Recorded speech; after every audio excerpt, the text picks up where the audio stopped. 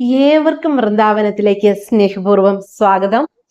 ഇന്ന് നമുക്ക് 2024 മെയ് മാസത്തിലെ വ്യാഴമാറ്റത്തിൽ ഉത്രട്ടാതി നക്ഷത്രക്കാർക്ക് എന്താണ് ഫലം എന്ന് നോക്കാം അല്ലെ. കുറെ നാളായിട്ട് ഇങ്ങനെ നോക്കിയിരിക്കുകയാണ് അല്ലെ, എന്താണ് ഇനി ചെയ്യാന്ന്. പൊതുവിൽ ഒരുപാട് ഐശ്വര്യങ്ങളും നേട്ടങ്ങളും ധനസമൃദ്ധിയും മനസ്സുഖവും ഒക്കെ തരുന്ന വർഷമാണ്. സന്തോഷം സമാധാനം ഒക്കെ ഉണ്ടാവാൻ പറ്റുന്ന സമയമാണ്. ജീവിതത്തിൽ നമുക്ക് വിജയത്തിലേക്ക് എത്തുന്നതിനുള്ള ഒരുപാട് കുറുക്കു വഴികൾ മുന്നിലേക്ക് വരാനുള്ള സാഹചര്യങ്ങളുണ്ട്. കുടുംബത്തിൽ മംഗള കാര്യങ്ങളൊക്കെ നടക്കാനുള്ള യോഗമുണ്ട്. വിദേശത്തിനൊക്കെ ജോലിക്ക് ശ്രമിക്കുന്നവർക്ക് അത് നടക്കാനുള്ള സമയമുണ്ട്. അതുപോലെ സന്താനങ്ങളൊക്കെ ഉണ്ടാവാതെ മരുന്നും ഔഷധവും ഒക്കെ കഴിച്ചിട്ടും അതിനൊന്നും ഫലപ്രാപ്തി ഇല്ലാതിരിക്കുന്നവർക്ക് അതിനൊക്കെയുള്ള സമയം സംജാതമായി വരുന്നതായിട്ട് കാണുന്നുണ്ട്. ഒരുപാട് നേട്ടങ്ങളും ഒരുപാട് സന്തോഷങ്ങളൊക്കെ കുടുംബത്തേക്ക് വരുന്നതായിട്ട് കാണുന്നുണ്ട്. അതുപോലെ എപ്പോഴും എല്ലാവർക്കും നമ്മൾ ഉപകാരം ചെയ്ത് കുഞ്ഞു കുഞ്ഞു പണികൾ ഇടയ്ക്കിടയ്ക്ക് മേടിച്ചുകൊണ്ടിരിക്കുന്ന നിങ്ങളുടെ ഒരു ശീലാണ്. അതുകൊണ്ട് അതിനിയും തുടരുന്നതായിട്ട് തന്നെയാണ് കാണിക്കുന്നത്. ജീവിതത്തിൽ നമുക്ക് ജോലിയിലൊക്കെ നല്ല പ്രകടനം കാഴ്ചവെക്കാനും മേലധികാരികളിൽ നിന്നൊക്കെ അനുമോദനങ്ങളോ അഭിനന്ദനങ്ങളൊക്കെ കിട്ടാനുള്ള സാധ്യതയുണ്ട്. ബിസിനസ് രംഗത്ത് നിൽക്കുന്നവർക്കൊക്കെ ആദ്യം ചെറിയൊരു ഇതിൽ നിന്നാലും മന്ദഗതിയിൽ നിന്നാലും പിന്നീട് നല്ല പുരോഗതിയിലേക്ക് കയറി പോകാനുള്ള സാധ്യതയുണ്ട്. ജീവിതത്തിൽ വിജയിക്കാൻ വേണ്ടി ഉറച്ച മനസ്സോടെ ഇറങ്ങിയിട്ടുള്ളവർക്ക് ഈ വർഷം ഉറപ്പായിട്ടും ജീവിതം സക്സസ് ആയിട്ട് കിട്ടുന്ന വർഷമാണ്.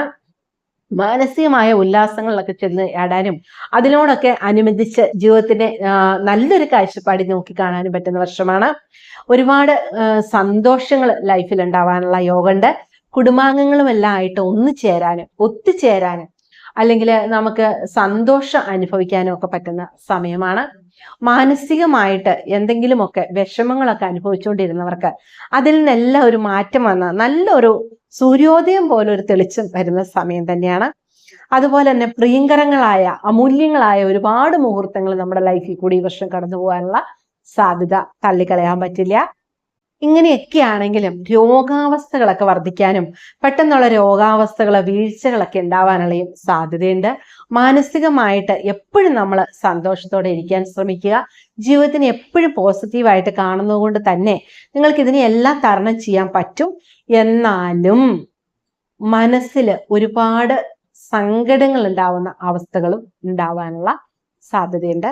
അത് വേണ്ടപ്പെട്ടവരുടെ അകൽച്ച ഒക്കെ ഉണ്ടാവാൻ സാധ്യതയുണ്ട്. അതൊരു പക്ഷെ ജോലി സംബന്ധമായിട്ടൊക്കെ മാറുന്നതും അങ്ങനെ ആവാം കേട്ടോ. അങ്ങനെ ചിന്തിച്ചാൽ മതി, ടെൻഷൻ ആവണ്ട.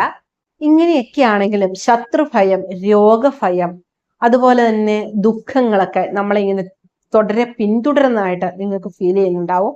അതുപോലെ തന്നെ ശത്രുദോഷം, ദുഃഖങ്ങള്, ദുരിതങ്ങളൊക്കെ നമ്മളെ പിന്തുടരുന്നതായിട്ട് നമുക്കൊരു ഫീലിംഗ് ഉണ്ടാവും. അതിനെയെല്ലാം ഓവർകം ചെയ്യാൻ പറ്റുന്നതാണ്. അങ്ങനെ ഒരു കാര്യത്തെക്കുറിച്ച് നിങ്ങൾ ചിന്തിക്കാതിരുന്നാൽ തന്നെ അതിനെല്ലാം ഓവർകം ചെയ്ത് നിങ്ങൾക്ക് കയറി പോകാൻ പറ്റുന്നതായിരിക്കും. ജോലിയിലൊക്കെ നല്ല പ്രകടനം കാഴ്ചവെക്കാനുള്ള സാധ്യതയുണ്ട്. അതുപോലെ കുടുംബാംഗങ്ങളുടെയൊക്കെ പേരിനും പ്രശസ്തിക്കും ഒക്കെ നമ്മൾ പാത്രാവും.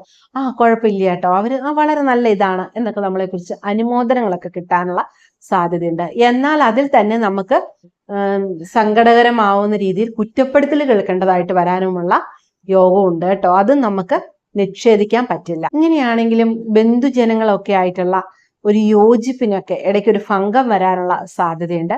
അതുകൊണ്ട് തന്നെ അത് വളരെയധികം കെയറിങ്ങോട് കൂടി നമ്മൾ അവരെ നോക്കുക. ഒരു പ്രശ്നം ഉണ്ടാവരുതല്ലോ എന്ന് വിചാരിച്ച് തന്നെ നമ്മൾ എന്തൊരു കാര്യവും കെയറിങ്ങോട് കൂടി മാത്രം മുന്നോട്ട് കൊണ്ടുപോവുക കേട്ടോ. അതുപോലെ സമൂഹത്തിൽ നമ്മൾക്കുള്ള അന്തസ്സും ആദരവും അതുപോലെ തന്നെ ബഹുമാന്യതയൊക്കെ വർദ്ധിക്കുന്ന വർഷമായിരിക്കും.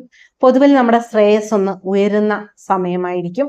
മാനസികമായിട്ട് കുറെ ടെൻഷനൊക്കെ ഉണ്ടെങ്കിൽ അതിനെല്ലാം നിങ്ങൾ ഓവർകം ചെയ്യും.